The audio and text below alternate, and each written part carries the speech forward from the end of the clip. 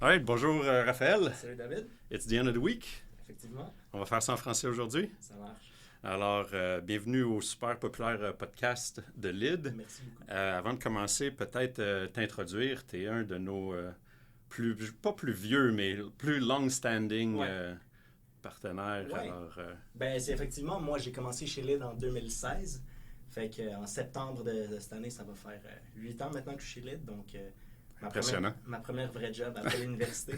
Fait que j'ai commencé chez Lid comme analyste senior, directeur de projet, puis maintenant je suis directeur chez Lid. Donc, je travaille dans tout le côté design physique des installations. Donc, par rapport à la pratique technologique, moi je suis plus dans les infrastructures physiques. Donc, tout ce qui est conception et implantation de centres là, ou de réseaux de distribution, là, si on regarde à un niveau un peu plus macro. Là. excellent. Fait que, d'ailleurs, aujourd'hui, l'idée est de parler un peu d'un certain type de mandat qu'on prend avec nos clients. Justement, quand on pense aux infrastructures, donc la conception, le design, mais surtout l'implantation des centres de distribution ou toute autre forme d'installation industrielle. Alors, si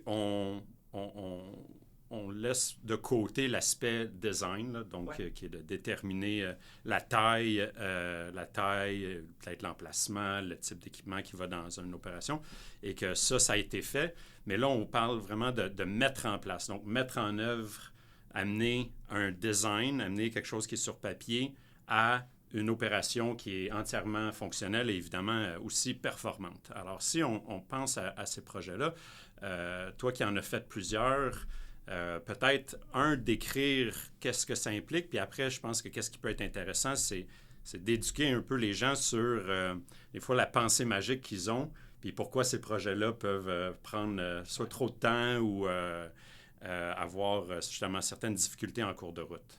Absolument, puis c'est un bon point que tu amènes. Il y a des bonnes différences entre les projets d'implantation puis des études ou des projets plus conceptuels. Puis peut-être si on commence par là, vraiment les distinctions de ces deux-là. Puis ici, toujours dans le contexte d'une opération d'implantation du côté physique et non pas digital. Mais premièrement, ce qui distingue une étude puis une implantation, comme tu l'as dit, c'est le niveau de détail auquel on va, les questions auxquelles on essaie de répondre, right? Donc, dans une étude, on veut avoir une idée plus conceptuelle, de quelle taille devrait être mon centre, ça devrait être quoi la configuration générale. On cherche plus à répondre à des questions plus stratégiques, là, où est-ce que je devrais aller, dans quelle direction je devrais aller. Alors que dans une implantation, on fait vraiment arriver la solution. Fait que le livrable est un bâtiment hautement et entièrement fonctionnel et non pas un rapport papier. Donc, dans le cas d'un design, comme on dit, l'idée, c'est d'amener ça à un point, pas nécessairement aller dans tous les détails, mais d'amener ça à un point qui permet au client de prendre certaines décisions, Ouais. comprendre combien ça va coûter, comprendre comment ça va fonctionner. Alors, être capable de voir sur papier, se projeter dans le futur, puis dire ou présenter ça justement à leurs équipes de direction pour aller de l'avant. Alors, pour faire ça, on n'a pas besoin justement d'aller dans des détails, de définir quel devrait être le profil de chacun des racks. Cependant, quand on tombe dans la mise en œuvre, c'est là que chaque pouce compte, chaque détail est important. Chaque détail compte exactement, puisque on peut pas, on n'est pas caché derrière un rapport. Là. La solution va être mise en œuvre, donc ça doit fonctionner.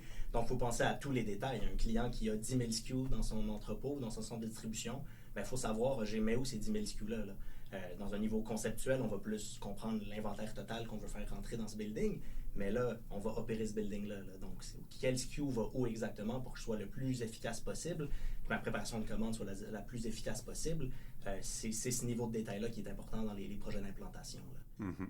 Alors, peut-être parler un peu de qui doit être autour de la table, parce que, encore là, une étude, c'est quand même, on peut faire ça, je ne veux pas dire en silo, mais on a le client et on a, nous, les experts, mais là, il y a pas mal plus de joueurs qui viennent en ligne de compte. Puis là, sans tomber dans le détail de quelles sont les différentes approches de construction, Ouais. mais quand même. Là, exact. Donc, comme tu l'as dit, un projet conceptuel, tu as un client qui fait appel à des experts comme nous pour comprendre la taille de leur centre. C'est pas mal ça l'équipe. Tu as un consultant, tu as le client, puis on peut mener le projet à bien juste avec ces experts-là autour de la table.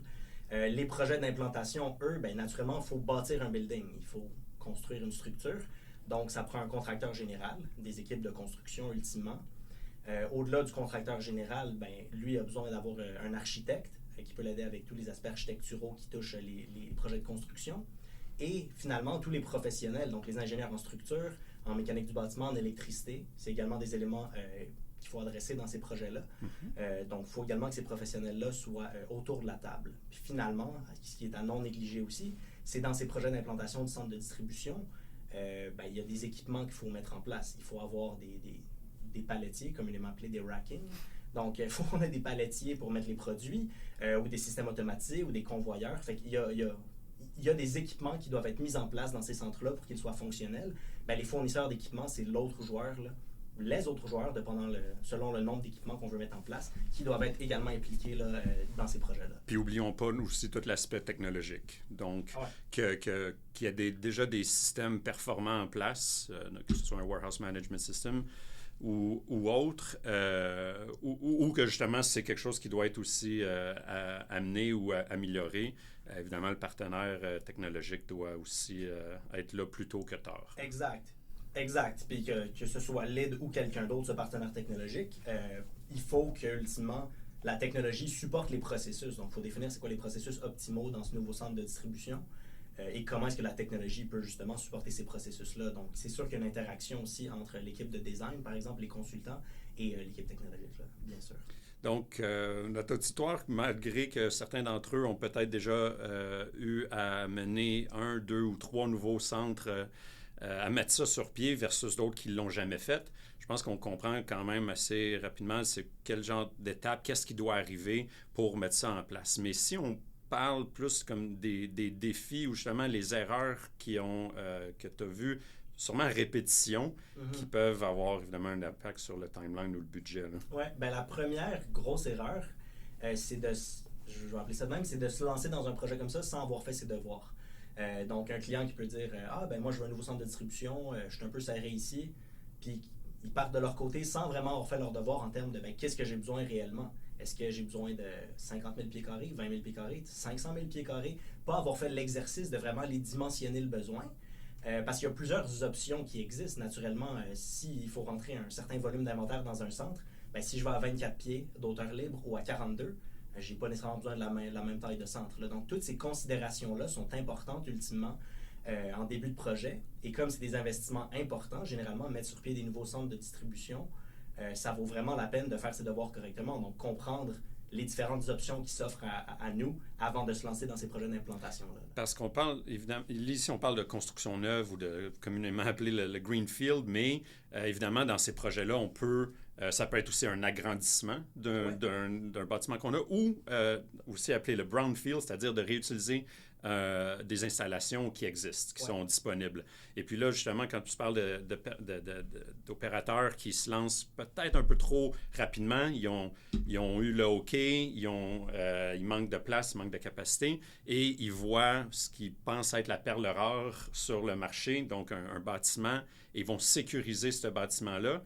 Et par la suite, on réalise, quand vient le temps de le mettre en place, qu'il peut avoir des défauts avec ce bâtiment. Tu as parlé de la hauteur, mais ça peut être aussi l'espacement des colonnes, et qui vont faire en sorte qu'on va faire beaucoup de compromis plus tard et s'éloigner d'une solution optimale. Exactement. Puis il y a d'autres considérations, par exemple, sans entrer trop dans des détails techniques, mais l'épaisseur de la dalle. Surtout quand on parle d'un bâtiment existant.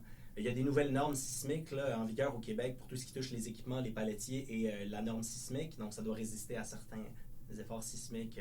On sait qu'il y a beaucoup de tremblements de terre au Québec, donc il faut naturellement designer pour ça. Mais il faut respecter ces efforts tout de même. Donc, selon l'épaisseur de la dalle, on ne peut pas faire n'importe quoi en termes d'équipement non plus. Donc, si le client a quelque chose en tête, il arrive dans un nouveau site existant, un brownfield, et là, il veut créer sa configuration de palettier, son système d'entreposage, ça se peut que ça ne passe pas en fonction de l'épaisseur de la dalle qui est déjà établie. Donc ça, c'est un autre critère là, à considérer. Là. Puis c'est relativement nouveau, donc il y a beaucoup d'opérateurs qui ne sont pas nécessairement au courant de cette norme-là, mais ça peut affecter également un projet. Puis tu sais, tu l'as dit tout à l'heure également, on a approché ça aussi d'un point de vue du greenfield, construction entièrement neuve.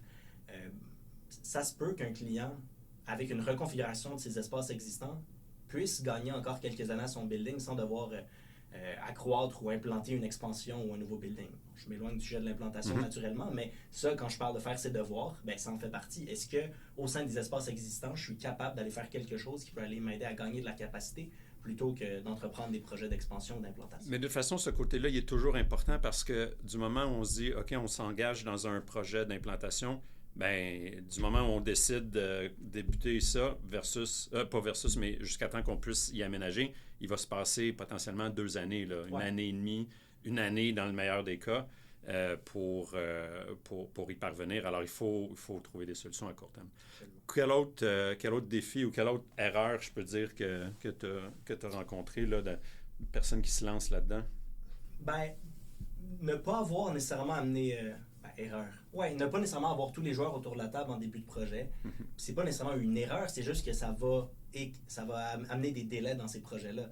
Le plus rapidement tu es capable d'avoir tous tes joueurs autour de la table, donc on en a parlé tout à l'heure, c'était qui ces joueurs, le plus vite tu vas avoir un échéancier qui est réaliste et faisable, parce qu'évidemment, aller produire un système de racking là, de, je sais pas moi, 50 000 positions palettes, ça se fait pas... en 2 semaines, là, ça peut prendre des mois et des mois, là, 5 à 6 mois même dans certains cas. Donc, tous ces délais-là, si on les connaît rapidement en début de projet, ce qui est l'expertise de chacun des professionnels autour de la table, ça nous permet d'aller bâtir un échéancier de projet qui est réaliste. Donc, c'est ça, on peut avoir un échéancier de projet réaliste et ça donne un peu une ligne conductrice au projet. Et tout le monde peut se rattacher à cet échéancier-là puis s'y fier pour savoir à quel moment est-ce que je dois fournir des réponses aux autres professionnels. Parce qu'il y a des gens qui vont se lancer dans des projets d'implantation et qui se disent « Ah, ben parfait, mon site va être... mon bail vient à échéance dans 1 an. » Oui, mais ton centre, il ne sera pas prêt avant au moins 2 ans là, ou 1 an et demi si on commence à travailler ensemble aujourd'hui. Là. Donc, vraiment, le séquencement de comment je passe d'un état actuel à l'état futur, puis l'importance de l'échéancier, ce qui, ultimement, on a des meilleures réponses par rapport à l'échéancier si on amène toujours tout le monde rapidement autour de la table. Des fois, on entend ça, on peut mettre un nouveau centre sur pied en 6 mois. Disons, en 6 mois, on est capable de régler ça. Puis c'est pas nécessairement faux, on peut le faire, mais ce qui est peut-être des fois omis ou pas dit là, dans dire on met ça en 6 mois, c'est qu'au début, il y avait déjà plusieurs décisions qui avaient été prises. Le site était là, les permis étaient obtenus, on avait sécurisé nos fournisseurs d'équipements. Là, une fois que justement tout est en place, OK, on peut, comme on dit en français, clencher ça. Oui, il y a manière de clencher ça. De le faire, mais si on n'a pas encore ces étapes-là faites d'avant, c'est un peu utopique parce qu'on ne contrôle pas tous ces éléments-là. Non, puis selon l'ampleur des fois, c'est avec Hydro-Québec que tu dois dealer. Là. Si tu as besoin d'une nouvelle grosse entrée électrique, on a un client en ce moment, on parle de 18 mois, je pense, le délai là, pour l'entrée électrique, là, parce que c'est Hydro-Québec qui doit aller mettre ça en place. Fait que, c'est ça, des fois, il faut comprendre ces délais-là rapidement en début de projet et puis planifier autour de ça, sinon on se fait des fausses attentes très rapidement en début de projet. La même chose aussi, je pense, avec les équipements automatisés. Il y a quand on parle du chemin critique d'un projet, donc plusieurs étapes, est-ce que ça fait partie du chemin critique ou non? Est-ce que ça peut ralentir le projet ou non? Et puis là, avec l'engouement et pour les systèmes automatisés, les fournisseurs d'équipements et de solutions, eux aussi, ont une capacité, puis ils ont aussi un carnet de commandes. Alors, des fois, il faut se mettre en file. C'est pas parce qu'on dit qu'on est prêt à faire une acquisition, même si on a fait toute notre due diligence. Comment on dit due diligence en français? Notre diligence raisonnable. Merci. Et puis, même si on a fait ça, ça ne veut pas dire qu'on va obtenir ce qu'on veut immédiatement. Non, effectivement, absolument. Puis, tu sais, tu parles d'équipements mobiles, donc quand on pense à des chariots élévateurs, etc. Des équipements plus spécialisés, là, si on veut, ça peut prendre en ce moment jusqu'à 2 ans les obtenir. Les gens ne pensent pas nécessairement à ça, mais si je déménage, puis dans mon nouveau building, je peux aller à 42 pieds clairs, puis aujourd'hui, j'opère à 26, 28 pieds clairs. Mais mes équipements, il faut que je comprenne qu'ils ne pourront pas aller chercher la dernière palette dans mon nouveau centre là, au jour 1. Là. Donc ça, c'est des éléments qui sont importants de considérer. Donc, vraiment les délais de production des équipements, puis les délais relativement à tout. Le délai de production de la structure, l'espacement de la structure de bâtiment, les colonnes de bâtiment, ça aussi, ça prend du temps. Donc, c'est vraiment des éléments auxquels il faut penser rapidement en début de projet pour s'assurer là, qu'on a des attentes réalistes. Puis là, tu parles, justement, ce qui arrive, c'est que si on se met dans les souliers de l'entrepreneur général, disons, ou même les architectes et les professionnels, eux doivent obtenir des réponses très tôt que nous étant, disons, le spécialiste opérationnel, qui, pour nous, c'est pas nécessairement important de travailler là-dessus, et puis ça prend un niveau de détail qui est important. Alors, il y a quand même beaucoup d'hypothèses à faire. Oui, absolument. Puis le point que tu fais, d'où l'importance d'avoir tout le monde autour de la table rapidement. Parce que dans nos souliers de consultants, d'experts logistiques dans ces projets-là, moi, connaître, par exemple, le positionnement de produit en début de projet, ça ne me dérange pas. C'est pas important, c'est quelque chose qui va arriver à l'année 1,5, à l'année 2. Mais sachant que pour designer, par exemple, le système de giclage, c'est important de comprendre, ouais, mais tes produits dangereux, ils vont être où? Fait qu'il y a plein de ces questions-là qu'on nous pose très rapidement en début de projet qui nous paraissent prématurées, mais qui sont importantes pour faire avancer le projet. Par exemple, les profils de palettiers. C'est quoi le design des palettiers, ultimement? C'est quelque chose qu'on est à l'aise d'avoir un peu plus tard dans le projet aussi. On parlait de délai de peut-être... Puis pourquoi c'est important pour l'équipementier de savoir ça ou les gens de savoir ces profils-là? Ben c'est ça, c'est que les profils de palettiers, ultimement, sont intimement liés à la charge que ça va induire au sol. Là, il y a les charges statiques, relativement simples à calculer, mais les charges sismiques, qui sont assez complexes, que généralement, c'est les fournisseurs d'équipements qui vont aller faire ces calculs-là. Ça, pour tous les efforts en compression, en arrachement dans la dalle, ben, c'est directement lié au poids de palette que je vais mettre dans mon rack, puis à la configuration de ma palette. Donc, c'est quelque chose qu'il faut connaître rapidement, parce qu'ultimement, le contracteur général, lui, il veut designer sa dalle. Puis pour designer sa dalle, il a besoin de ces efforts-là. Mais pour designer sa dalle et connaître ses efforts, nous, il faut qu'on ait choisi un fournisseur d'équipement.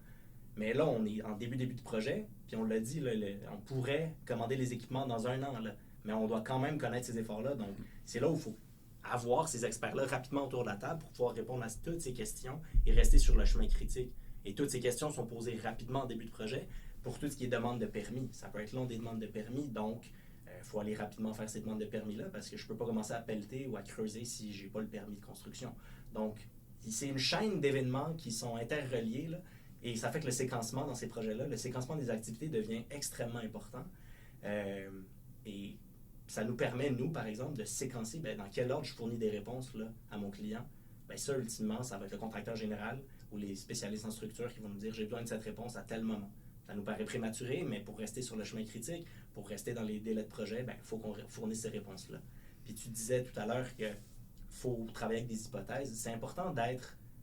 Puis là, toute personne a son niveau d'aversion au risque là, ou de goût pour le risque, là, mais ça vaut la peine d'être à l'aise de faire certaines hypothèses, dans certaines mesures, pour pouvoir rester sur le chemin critique et avancer, quitte à faire des ajustements par la suite. Mais si on n'a pas les profils exacts, on peut peut-être être un peu plus conservateur en début de projet pour s'assurer que la dalle passe, puis après être capable d'aller chercher, là, finalement, c'est ça, finalement, il y a des économies. J'ai mon gauge d'acier, c'est pas du 14, c'est du 16, par exemple. Tu as l'air de connaître ça quand tu dis ça. Oui, exactement. Puis ce qui est contre-intuitif, c'est qu'un gauge d'acier 14 est plus gros. Il est plus gros que le 16. Ouais. C'est juste pour mélanger tout le monde. Des dernières pensées sur comment, justement, quoi faire attention? Oui, dernier point, ce serait peut-être tout ce qui touche l'aspect de transition. Donc, les gens opèrent des buildings aujourd'hui, là, ils ont leurs opérations, ils sont dans ces buildings-là, dans ces centres de distribution là, depuis parfois des dizaines et des dizaines d'années. Donc, ils connaissent ces espaces-là, ils connaissent leurs opérations. Quand on implante un nouveau centre, il y a évidemment là, des nouveaux processus qu'on va mettre en place. Donc, il y a tout l'aspect de training qui est important de ce côté-là. Vraiment s'assurer qu'on comprend comment est-ce qu'on va opérer au prochain centre. Ça, c'est extrêmement important. Et l'aspect de transition aussi est important dans le sens où ça ne va pas se faire magiquement là, que j'opère de mon site A aujourd'hui puis que j'opère de mon site B l'année prochaine. Il y a une période où je vais devoir éventuellement transitionner, faire la transition d'inventaire d'un centre A au centre B. Peut-être que je vais épuiser mes stocks ici pour minimiser les mouvements de camions entre les sites et commencer à recevoir à un certain moment à mon autre site. Tout ce séquencement-là des activités doit vraiment être pensé correctement pour planifier les ressources correctement. Puis également, les opérateurs pouvoir informer leurs clients, dire « Hey, moi, là, je déménage la semaine prochaine. Ça se peut qu'il y ait une perturbation. Ça se peut qu'on ne t'envoie pas de produits pendant une semaine parce que nos systèmes vont être down pendant la transition. On n'a pas le choix on ne sera pas capable de vous livrer. Donc, commander un peu plus à l'avance et aussi dire aux clients, on sait que ce n'est pas idéal cette situation, on ne peut pas vous desservir pendant une semaine, mais ce n'est que pour mieux vous servir. Là. Donc, vraiment, préparer le client à cette transition-là parce que du point de vue client, nos opérateurs, en fait, eux ont des clients, de leur point de vue à eux, ça peut être un peu perturbant, là, ce déménagement-là. Mais c'est important là, de faire comprendre aux clients qu'ultimement, ce n'est que pour mieux les servir là, que ça se passe. Je pense que le sujet du déménagement, on pourrait faire Ouais. un podcast en soi, comment approcher ça et tous les défis que ça implique. Mhm. All right, ben merci beaucoup, Raphaël. Merci pour ça. Et puis, à la prochaine fois. Ben, ça fait plaisir. Merci beaucoup.